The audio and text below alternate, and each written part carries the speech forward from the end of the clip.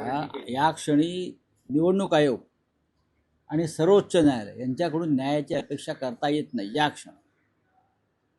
त्याच्यामुळे आता आम्हाला सगळ्यांना ते जे बागेश्वर बाबा आहे ना काहीतरी,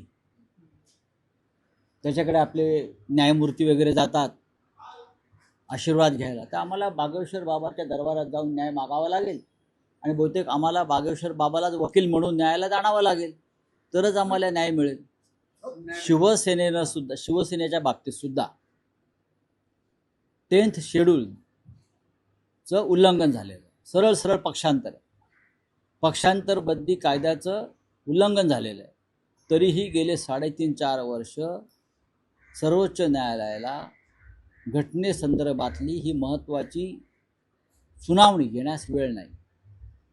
तारखांवर तारखा पडत आहेत. असं काय तुमच्यासमोर महत्त्वाचं काम आहे? मला सांगा जरा, आम्हाला सांगा जरा, आम्हाला कळू द्या ना. असं काय काम तुमच्यासमोर आहे की हिंदुस्थानच्या घटनेची हत्या केली राज्यकर्त्याने आणि तुम्ही घटनेचे रखवालदार आणि चौकीदार आहात, तरी तुम्ही आमचं म्हणणं ऐकायला तयार नाही, तारखा देताय. आम आदमी पार्टीचं म्हणणं बरोबर आहे. सरळ सरळ हे पक्षांतर बंदी कायदा लागू होतो, घटनेच्या 10व्या शेड्यूलचं उल्लंघन आहे. आज जर न्यायालय आमचं ऐकत नसेल याचा अर्थ आम्ही लढाई सोडायची का नाही? आमची लढाई चालू आहे. नाही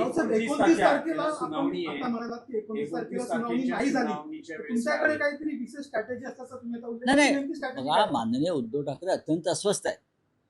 वारंवार ते बोलत आहेत की आपल्याला काहीतरी एक भूमिका घ्यावी लागेल, पण आम्ही संयम ठेवलाय. उद्धव ठाकरे साहेबांचा जो संयम आहे तो अत्यंत महत्त्वाचा आहे.